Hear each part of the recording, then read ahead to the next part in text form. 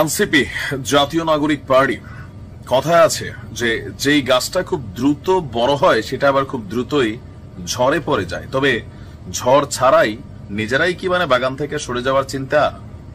দেশের মানুষকে নানান স্বপ্ন দেখানো যে দলটা, মানে তাদের কি রাজনৈতিক নিবন্ধন আছে এখন পর্যন্ত? এখন পর্যন্ত জাতীয় নাগরিক পার্টি দলটা নিবন্ধনের আবেদন করে নাই ভাই। উল্টা গতকালকে থেকে হঠাৎ করে নাহিদ ইসলাম বলতেছে যে এটা না হলে আমরা নির্বাচনে যাব না। তা আমি গতকালকের ভিডিওতে বলছিলাম, থাকে না যে রুট লেভেল বা গ্রাস লেভেল, একটা গাছের শিকড় যতটা গভীরে যায় গাছটা ততটা ঝড় বৃষ্টি বাতাস সইতে পারে, কিন্তু শিকড় না নিচে প্রার করে উপর উঠে গেছে, যে কোনো একটা ধাক্কায় কিন্তু গাছটা পড়ে যাবে, এটাই বাস্তবতা। আর যে কোনো একটা রাজনৈতিক দলের শিকড় হচ্ছে তার নেতা কর্মী একনিষ্ঠ যারা, লাইক আপনি আওয়ামী লীগরে দেখেন, বিএনপি রে দেখেন, জামাতরে দেখেন, ময়রা হোক, বাচ্চা হোক, জিন্দা হোক, মৃত হোক, সবাই কিন্তু এই দলগুলোর সাথে দীর্ঘদিন আছে। হাইব্রিড একাংশ আছে, তাদের হিসাবে আলাদা। বাট এই দলটার আত্মপ্রকাশের মেয়াদকালী হচ্ছে 2 মাস। তো এই নেতাকর্মী কি গজাইতে পারছে? পারে নাই। সারা বাংলাদেশে জেলা, উপজেলা, ইউনিয়ন, ওয়ার্ড পর্যায়ে কোনো কমিটি হয়েছে? হাতে গোনা কয়েকটা। রমজানে সর্বোচ্চ 39টি সংসদীয় আসনে নির্বাচনের জন্য তারা ভোট টোট চাইছে, কিন্তু দলের নিবন্ধনের খবর নাই।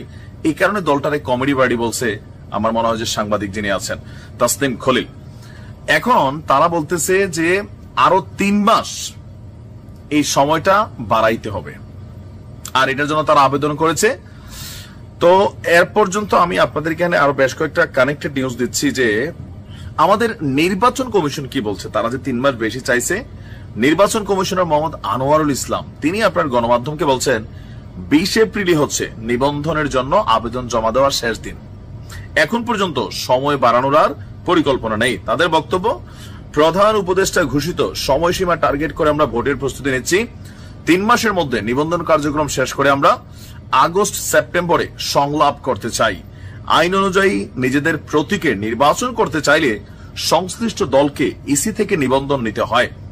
এনসিপি আগামী নির্বাচনে নিজেদের প্রতীকে ভোট করতে চাইলে আগামী 2 দিনের মধ্যেই আপনার নিবন্ধন করতে হবে। অপরদিকে তারা বলছে যে ইসিরও সংস্কার লাগবে, মানে জাতীয় নাগরিক পার্টির বক্তব্য, নাহিদদের বক্তব্য। এই সরকারের বিভিন্ন সংস্কারমূলক কার্যক্রমের মধ্যে নির্বাচন ব্যবস্থা সংস্কারের জন্য একটা কমিশন গঠন করা হয় এবং উক্ত কমিশন একটি প্রতিবেদন সহ তাদের সুপারিশ কর্তৃপক্ষের নিকট দিলেও আজকের দিন পর্যন্ত মৌলিক সংস্কার কার্যক্রমের দৃশ্যমান কোনো অগ্রগতি নেই। নির্বাচন কমিশনের মৌলিক সংস্কার এবং বিদ্যমান আইন যুগোপযোগী না করে বর্তমান নির্বাচন কমিশন রাজনৈতিক নিবন্ধন দলগুলোর নিবন্ধনের জন্য গত 10 মার্চ একটা বিজ্ঞপ্তি প্রকাশ করে। সংস্কারের আগেই তড়িঘড়ি করে বিজ্ঞপ্তি প্রকাশ দেশের রাজনৈতিক এবং সামাজিক পরিমণ্ডলে সমালোচনার জন্ম দেয়। কারুর কাছেই না, শুধু এনসিপির কাছেই। জামাতও খুশি, লন্ডনে বেগম খালেদা জিয়ার সাথে দেখা করে বলতেছে আগামী জানুয়ারিতেই মোটামুটি নির্বাচনটা হয়ে যেতে হবে। বিএনপি বলতেছে ডিসেম্বর, আর এদিকে জানুয়ারি।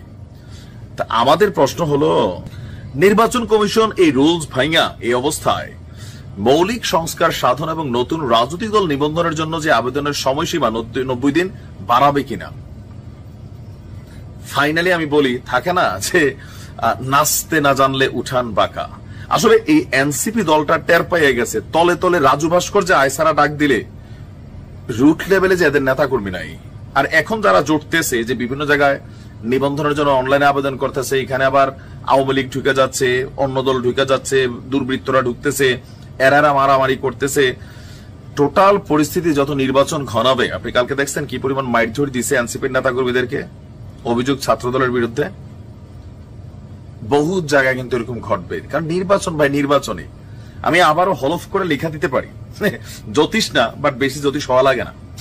এই দলটা আগামী নির্বাচনে 5টা সিট পাবে না, 5টা নিজেদের প্রতীকে প্লাস নিজেদের ফেস ভ্যালুতে লেখা রাখেন, ভিডিও থাকবে।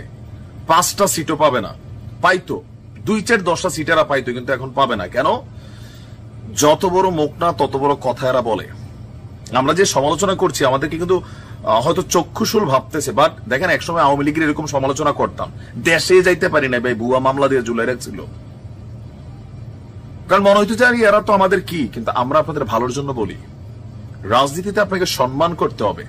আপনি ও ছাত্রলীগ করা একটা ক্যারেক্টার হঠাৎ করে আইসা এত বেশি পবিত্র ক্যারেক্টার হয়ে গেলেন, ভাই এটা মানুষ খায় না। আপনারা ওই সময় যুগের সাথে তাল মিলিয়ে ওইটা হয়ে গেছে, যার যার পারসেপশনে আপনাদের সাথে একত্রিত হয়েছিল। আওয়ামী লীগের ইস্যুতে এখনো আবার করে এক হয়ে যাবেন, কিন্তু ক্ষমতার ইস্যুতে আপনি কখনোই মিত্র শক্তিরা থাকে না। আপনি দেখেন জামায়াত এবং বিএনপি নির্বাচনের যখন একই সুরে কথা বলা শুরু করছে, এনসিপির রাজনীতি ওইখান থেকে শেষ। নিবন্ধনের হাতে আর 2 দিন।